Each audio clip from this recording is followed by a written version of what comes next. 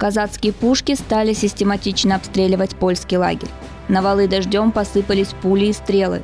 А потом начался штурм, который продолжался до вечера. Со стороны осажденных полегло около 100 конников и простых горожан. Пушки казаков разбили палаточный лагерь поляков за первым укрепленным валом. С наступлением ночи слабая попытка штурма была прекращена. Все это время хан наблюдал за действиями Хмельницкого со стороны, а вечером на совете заявил, что раз уж он хан здесь, то отныне действовать они будут сообща. Иначе Хмельницкий зря растратит силы своих казаков и не достигнет поставленной цели.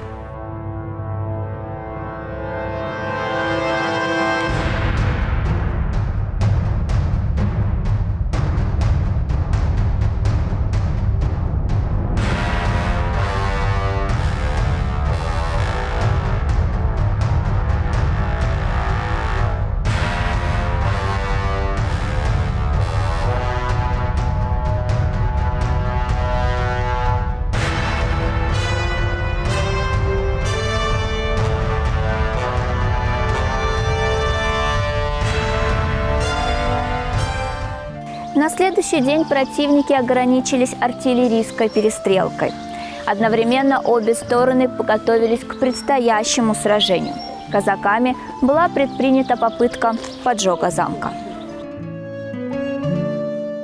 Были привлечены двое казаков родом из Баража. Они должны были проникнуть в крепость и устроить поджог изнутри. Но оба были схвачены и брошены в тюрьму. В этот же день, 5 июля, польская конница решила прорваться со стороны казацкого лагеря. Небольшой отряд вышел, но вместо казаков им пришлось столкнуться с отрядом крымцев под руководством Сопхан-Гази-ага. После этого польская конница ретировалась.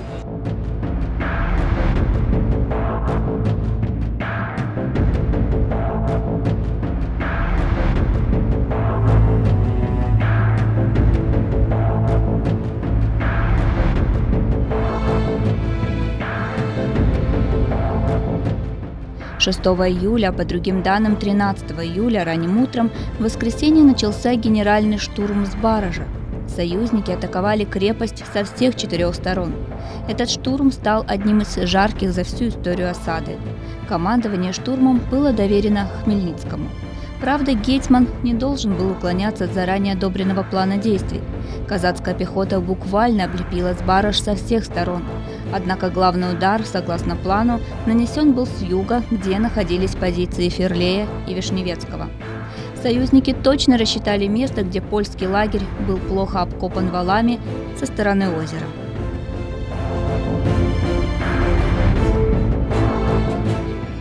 В тот день казакам удалось прорваться сквозь первую линию обороны и вытеснить оттуда поляков. А в целом в течение дня украинское войско штурмовало крепость 17 раз. Крымцы им помогали, но это была заслуга украинского войска. Интересен тот факт, что князь Вишневецкий отдал приказ стрелять солдатам только по украинцам. Очевидно, этим поступком он рассчитывал в дальнейшем договориться с ханом и заключить с ним перемирие. К вечеру повстанцам во главе с Бурлеем снова удалось захватить валы возле полка Ферлея и поставить там свой флаг. Ферлею же советовали уйти в замок, но он вместе с Вишневецким категорически отказывался отступать. Момент был критическим. У поляков уже опустились руки. Именно в этот момент в контрнаступление перешли войска старосты Марка Собеского, старшего брата будущего короля Речи Посполитой. Их поддержал полк Конецпольского.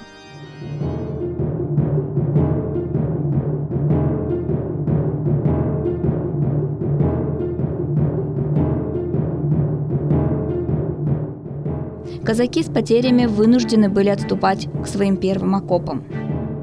Но украинцы нашли в себе силы духа, чтобы перейти в свое контрнаступление и откинуть поляков в их лагерь. Тот день принес большие потери с обеих сторон.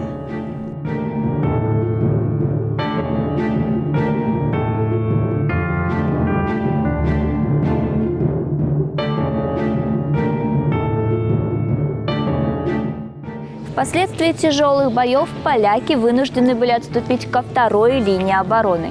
Этим тут же воспользовались казаки, заняв их позиции.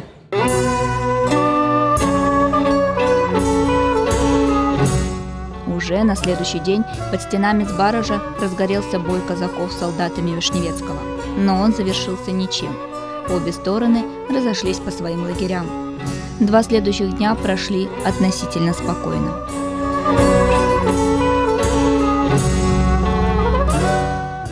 Уже за несколько дней осады в замке стали ощущать нехватку продуктов питания. И это было понятно.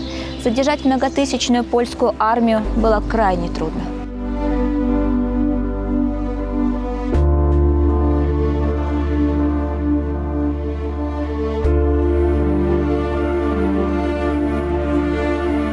Местные жители хорошо понимали, что скоро начнется голод, и некоторые на свой страх и риск стали покидать Збараж. Именно через мирное население союзники знали, что среди польских воинов уже началась паника. Но Ферлей и Вишневецкий ободряли их, что очень скоро в тыл врагу подойдет сам король с основным войском, и это будет их спасением. Крымцы применили и психологическое воздействие. К концу первой недели осады они сменили место своего лагеря и разбили шатры в непосредственной близости от стен крепости, чем усилили волнение поляков. Всю следующую неделю казаки и крымцы не прекращали обстрел, поливая огнем из пушек и ружей поляков. Немало в эти дни противников было взято в плен. К середине недели казаки приблизили свои траншеи ближе к крепости.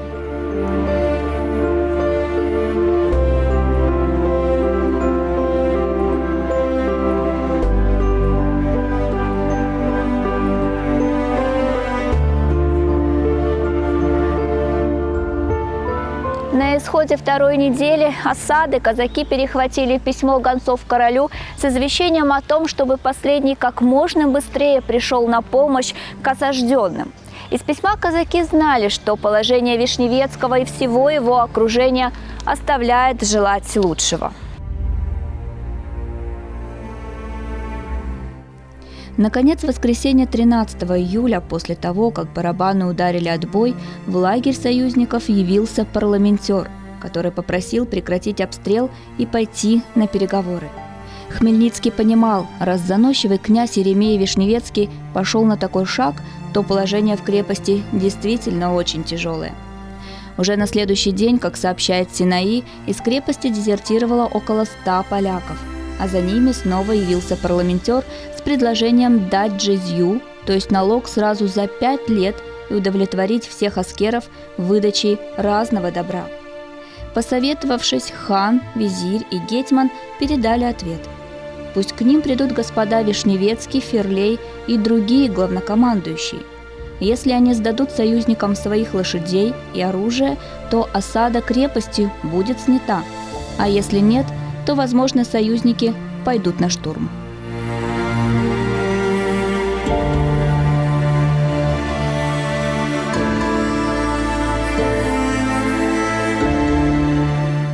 Для Вишневецкого явиться в ставку Хмельницкого, своего врага, было хуже смерти. Но он сразу не отказал, тянул время в надежде, что со дня на день подойдет Ян Казимир.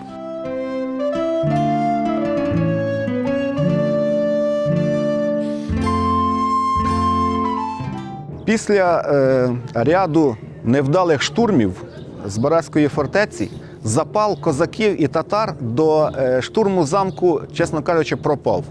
І для того, щоб вирішити, а питання штурму Збаразької фортеці треба було вирішити в будь-якому випадку. І затягування часу, листи про перемир'я, відсилання послів дозволяли перегрупувати сили, підготуватися до нового штурму. І от один з таких фактів про перемир'я використовувався в принципі протиборствуючими, воюючими сторонами для таких, скажімо, невійськових речей, як зустріч на валах, як куріння спільне люльок, бесіди на різні невійськові теми, оскільки ні польські воїни, в рядах яких були і, скажімо, і українці, і реєстрові козаки, не мали, скажімо, такої ворожості до протилежної сторони, і їх зустрічі, і їхні спогади, їхні розмови свідчать про те, що військова справа – це була їхня просто професія. Була команда, була сурма до бою, вони рубали один одному голови. Було перемир'я, вони мирно співіснували, курили, розмовляли і так далі. Тобто суспільний такий і психологічний фактор під час битви в цей час відігравав дуже важливу роль, тому що в складі однієї і іншої армії були представники різних національностей. Интересен факт, что днем тишины с обеих сторон воспользовались простые казаки и поляки, оказавшиеся по разные стороны баррикад. Среди них было немало бывших приятелей. Сначала они начали друг друга упрекать за то, что проливают христианскую кровь, после стали интересоваться последними новостями, некоторые поляки вышли даже на вал, где их казаки угощали табаком, после чего они спокойно возвращались назад.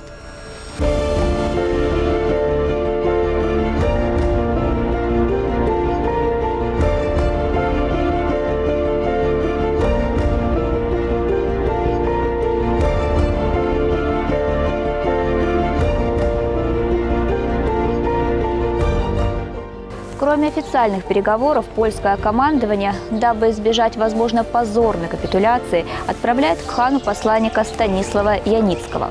Последний просит хана, чтобы тот разорвал союз с Хмельницким. Ислам Герай через Карач-Мурзу передает, что отказывается от такого предложения.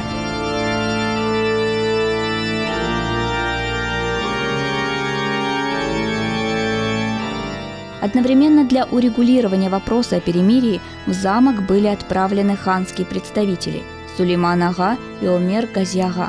Они вернулись с вестью от князя Вишневецкого, что тот готов прийти на следующий день, но только на вал, и вести переговоры он будет только с визирем Сефер-Гази.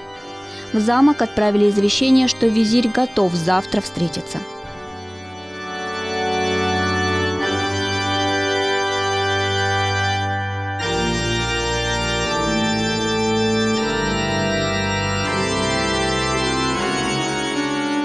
На следующий день, когда визирь Сефер-Гази пришел в указанное место, Вишневецкий через своих посредников сообщил, что сегодня воскресенье, и он не может пропустить мессу в церкви.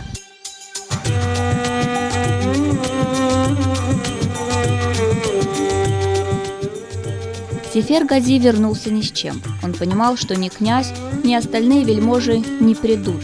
Они опасаются попасть в плен, и это хорошо понимали в лагере союзников. Тогда Хмельницкий шлет Вишневецкому перехваченные письма князя королю Яну Казимиру и свои универсалы осажденной польской шляхте с предложением перейти на сторону союзников. И лично письмо Вишневецкому, содержание которого вызвало гнев князя, готового отдать распоряжение на следующий день пойти в наступление. Однако его сумели отговорить вельможи, а вот казаки на следующий день пошли в атаку на окопы поляков.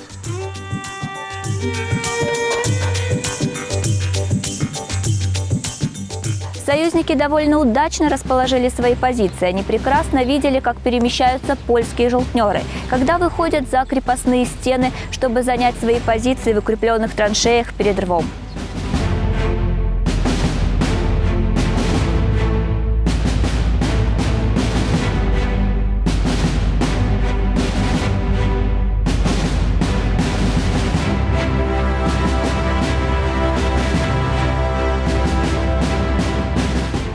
Начались бои, в которых проявили себя казаки.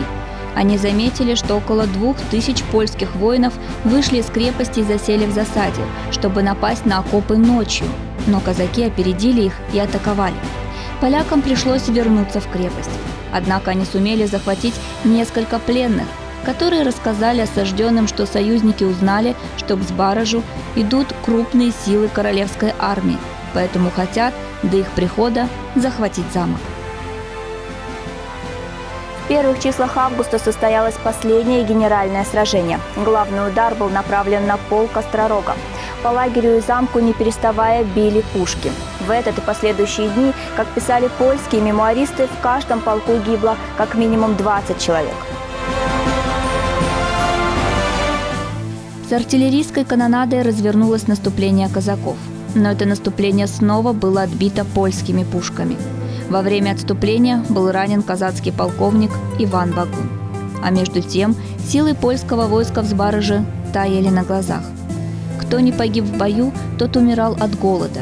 У осажденных теплилась одна надежда, что очень скоро подойдет король, и их положение изменится.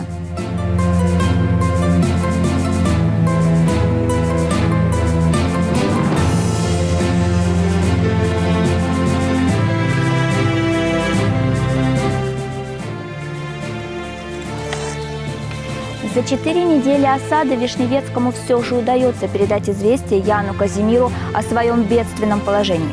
Польское правительство, понимая, что союзники не снимут осаду, пока замок не сдастся, принимают решение идти с армией наемников под Збараж и ударить с тыла.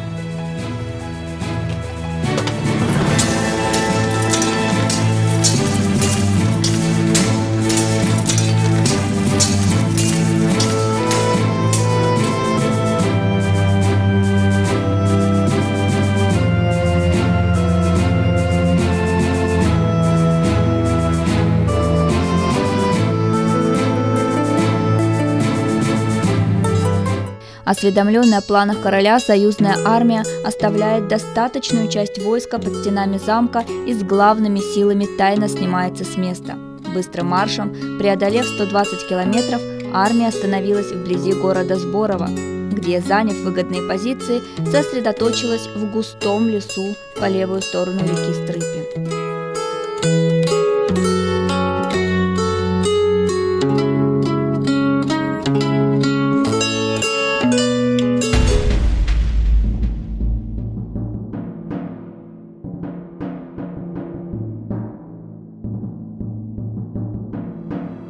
В воскресенье 5 августа польское коронное войско, не подозревая о засаде, начинает переправу на левый берег реки Стрыпи.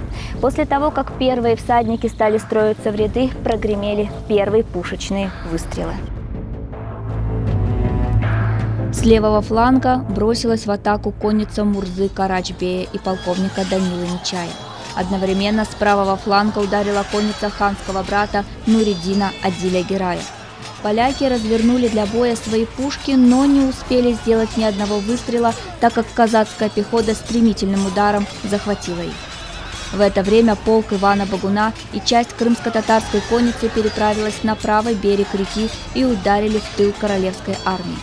Коронное войско, терпя поражение, все же не смогло разрушить мосты и под пулями стрел казацко-татарской конницы бежало в Зборов. С наступлением темноты битва была прекращена. В этот день в плен союзной армии попало 18 тысяч поляков. Было захвачено 57 пушек и множество обозов с военным фуражом.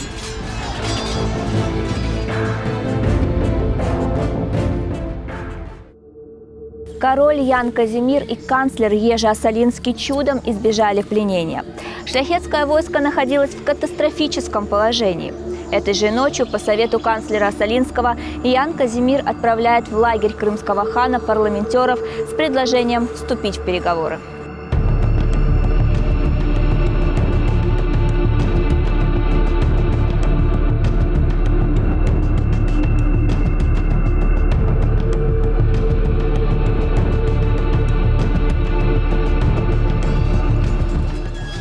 С первыми лучами солнца битва возобновилась. Казаки и крымские аскеры ударили по полякам с двух сторон. Сражение было кровопролитным. И вдруг в самый разгар битвы все остановилось. Крымским татарам был дан приказ прекратить бой и вернуться на исходные позиции. Это привело в замешательство казаков. Однако и им был дан приказ остановиться. Победители отступили. А через некоторое время к полякам явился посол с письмом от крымского хана.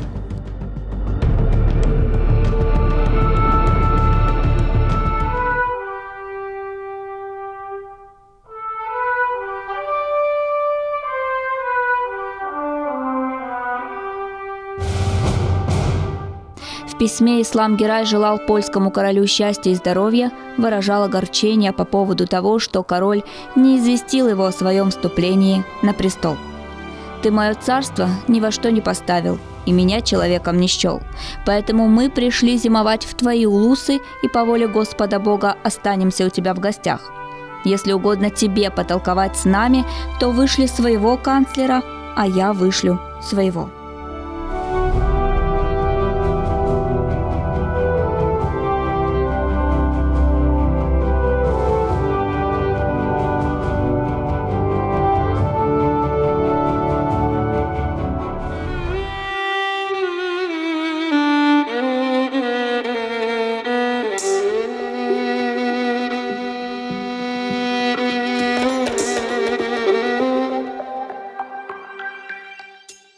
Следом пришло письмо от гетьмана Хмельницкого, в котором он заверял короля, что он вовсе не мятежник, а прибег к помощи великого хана, чтобы вернуть себе милость короля.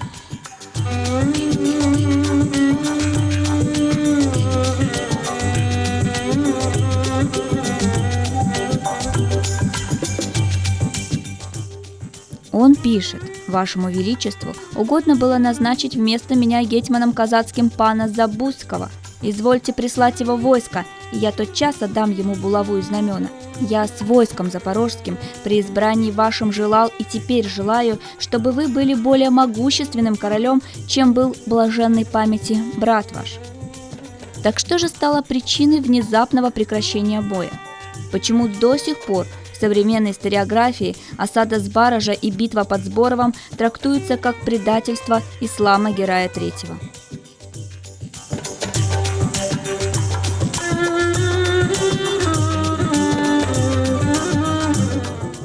Договір, підписаний під Зборовом, був заключений і підписаний між двома суб'єктами юриспруденції того часу, між незалежною державою Кримським ханатом і Річчю Посполитою в особі Іслам Гірея III і Казимира II, короля Польщі.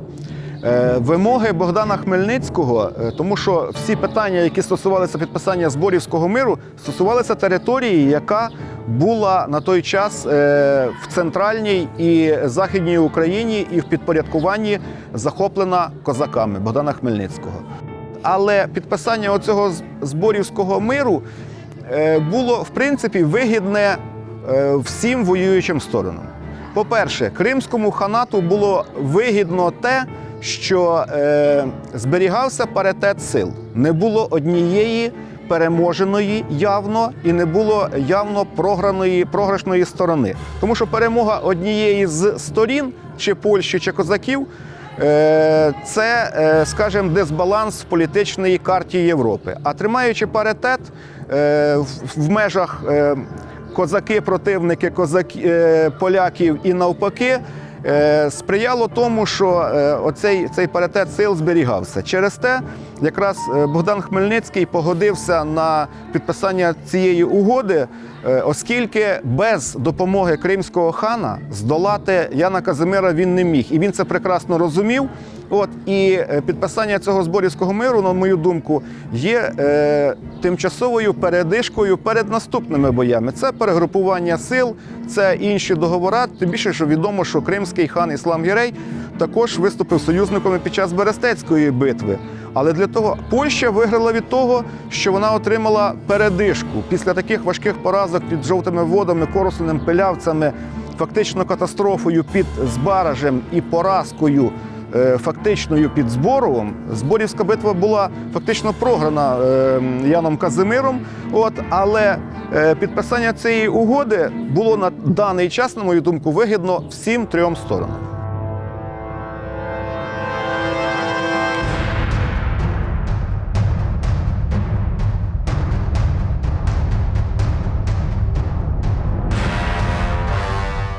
Когда королевское войско оказалось в окружении, Ян Казимир решил пойти на переговоры, но не с Хмельницким, а с крымским ханом.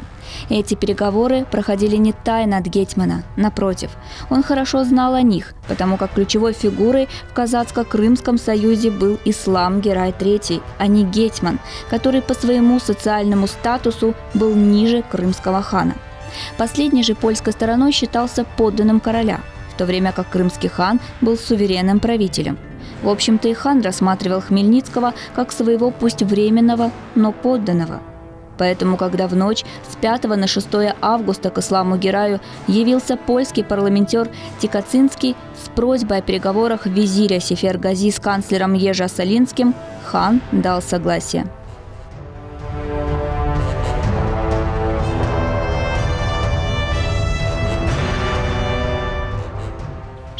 Августа 1649 года на рассвете под Сборовом уже началась битва. А в Зеленом Яру над рекой Стрыпой в отдалении от военных действий польский канцлер Ежи Осолинский с тревогой ожидал появления великого визиря Сефергази. Ведь от этого человека зависела дальнейшая судьба Речи Посполитой. Преследуя интересы своего государства, Сефергази продиктовал условия договора. Приведем часть его речи. «Вы спрашиваете о наших желаниях, прося мира? Первое наше условие – пусть все победоносное исламское войско, а их приблизительно дважды по 100 тысяч героев, достигнут желаемого взятием военной добычи. Второе. На карманные расходы доставьте 2 раза по 100 тысяч курушей с тем, чтобы все это было в звонкой монете или же в реалах.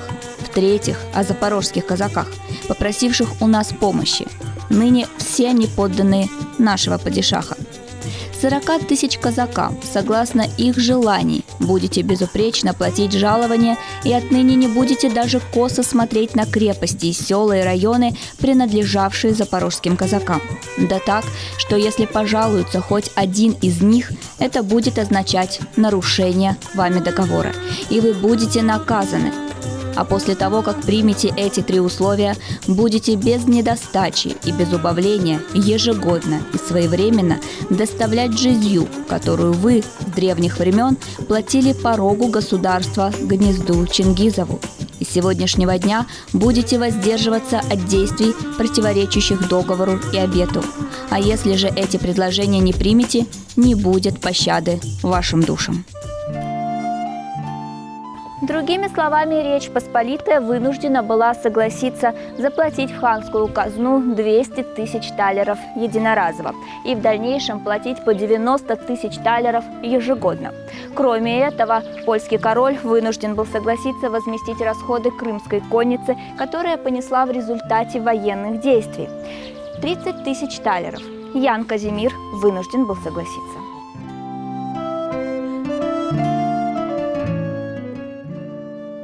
И только после того, как король согласился на эти условия, Ислам Герай отдал приказание своим сираскирам прекратить военные действия и отвести крымско-татарских воинов от места сражения.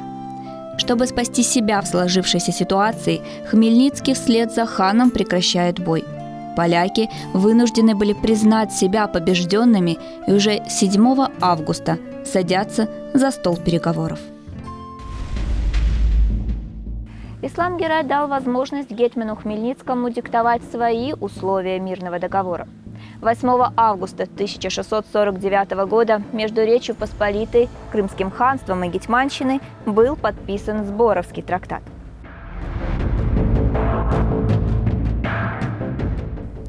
Несмотря на некоторые невыгодные для Украины условия, в целом мирный договор был значительной победой гетьмана Богдана Хмельницкого. Что же касается осажденных в Збараже, то как только мирный договор был подписан, в лагерь союзников прибыл некий татарин от Карачбея, который объявил, чтобы прекратили обстрелы замка, так как был подписан мир.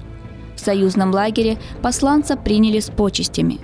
Казаки сообщили о прекращении войны в крепость, но там все еще опасались, что за этим может крыться какая-то провокация.